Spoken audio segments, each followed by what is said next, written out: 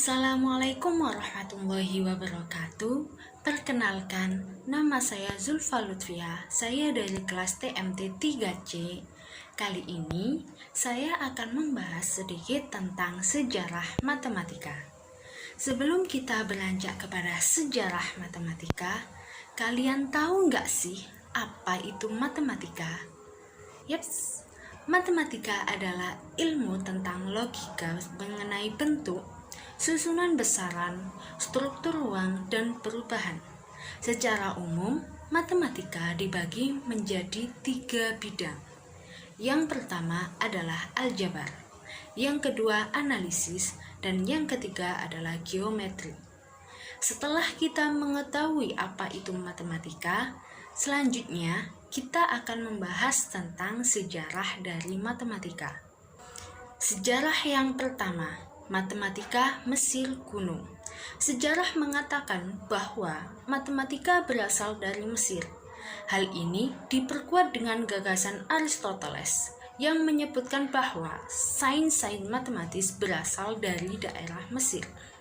Selain itu, pandangan dari Proklus yang merupakan pengamat ahli dari Yunani mengatakan bahwa geometri adalah ilmu pertama yang ditemukan di Mesir.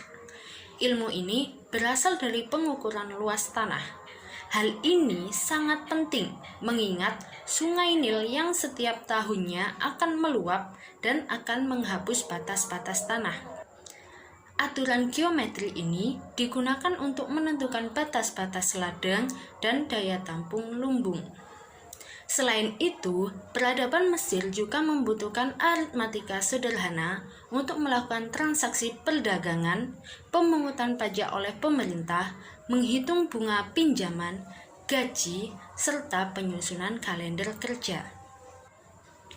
Sejarah matematika di Mesir banyak didapat dari 2 papirus yang berukuran cukup besar. Apa itu papirus?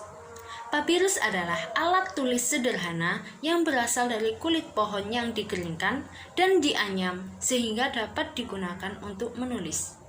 Adapun 2 papirus besar yang membuka sejarah Mesir adalah Papirus Rin atau Ahmed dan Papirus Golenisev atau Moskow. Papirus Rin adalah manual instruksi bagi pelajar aritmatika dan geometri. Selain memberikan rumus-rumus luas dan cara perkalian, pembagian, dan pengerjaan pecahan, lembaran itu juga menjadi bukti bahwa pengetahuan matematika lainnya, termasuk bilangan komposit dan prima, rata-rata aritmatika, geometri, dan harmonik. Sedangkan papirus Golenisev atau yang disebut dengan papirus Moskow karena dimiliki oleh Museum Seni Murni di Moskow. Naskah ini berisikan tentang soal kata atau soal cerita yang barangkali ditujukan sebagai hiburan.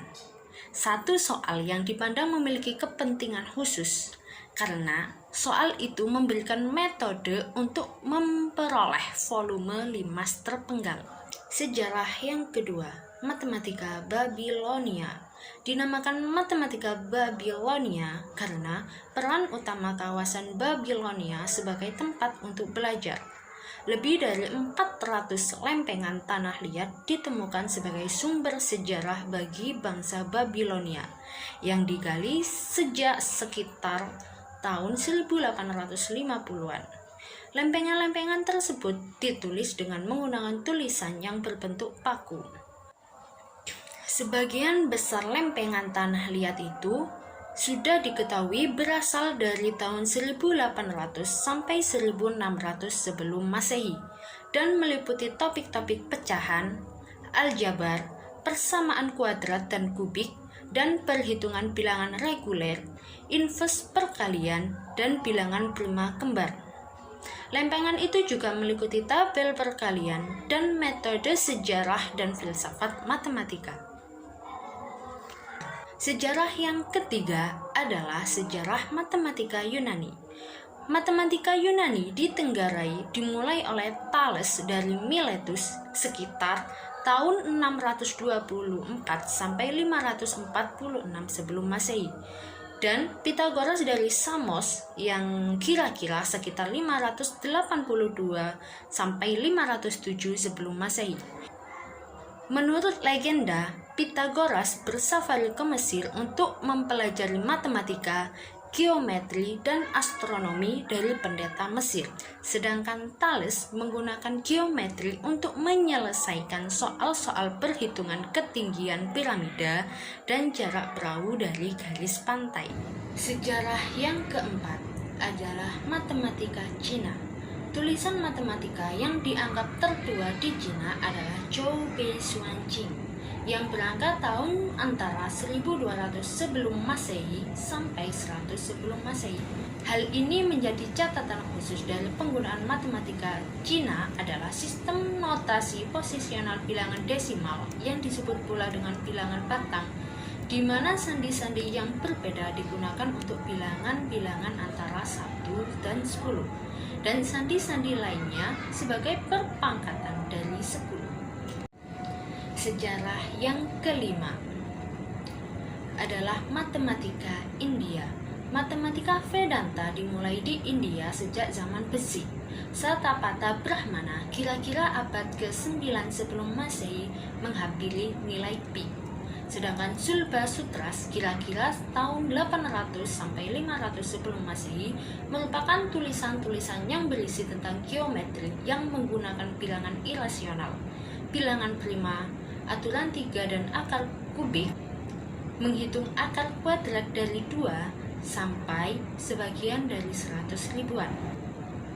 Selain itu, memberikan metode konstruksi lingkaran yang luasnya menghampiri persegi yang diberikan, menyelesaikan persamaan linear dan kuadrat, mengembangkan triple Pythagoras secara aljabar, dan memberikan pernyataan dan bukti numerik untuk teorema Pythagoras.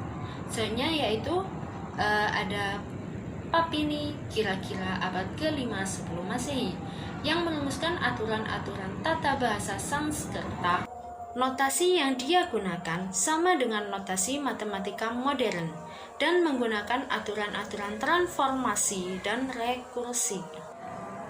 Oke, setelah kita membahas tentang sejarah dari matematika, selanjutnya kita akan membahas tentang penemu konsep-konsep dasar dalam matematika. Yang pertama adalah René Descartes. Dia adalah ahli filsafat modern besar yang pertama. Ia juga merupakan penemu biologi modern, ahli fisika, dan seorang matematikawan. Descartes lahir di Touraine, Perancis, merupakan putra dari seorang ahli hukum. Karya matematika yang paling berpengaruh adalah La Géométrie yang diterbitkan tahun 1637. Dan yang kedua ada Sir Isaac Newton. Siapa yang nggak kenal dengan Sir Isaac Newton? Ya, dia adalah seorang fisikawan, matematikawan, dan ahli astronomi. Dia juga filsuf alam, kimiawan, dan teolog yang berasal dari Inggris.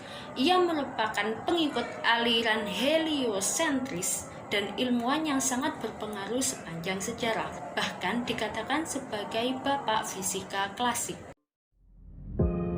Oke, itu saja yang dapat saya sampaikan pada kali ini. Kurang lebihnya saya mohon maaf. Wassalamualaikum warahmatullahi wabarakatuh. Terima kasih.